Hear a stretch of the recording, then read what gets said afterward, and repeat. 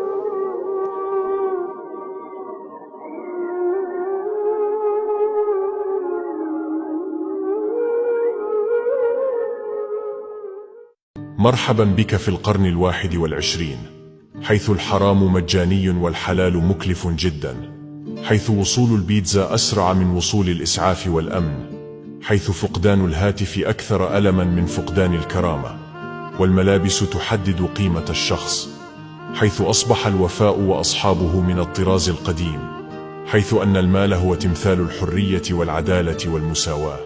مرحبا بك في هذا العصر الموحش، حيث أصبح الكذب موضة، والخيانة ذكاء، والفقر عيب، والعري قمة الأناقة والحرية، والحشم قمة التخلف، والجمال هو عامل الجذب الأول، وكسر الخاطر أصبح صراحة، وجبر الخواطر أصبح طيبة وهبلا، والمال يجبر الناس أن يحترموك حتى لو كان مالا حراما، والمبادئ والقيم قمة التخلف والتأخر.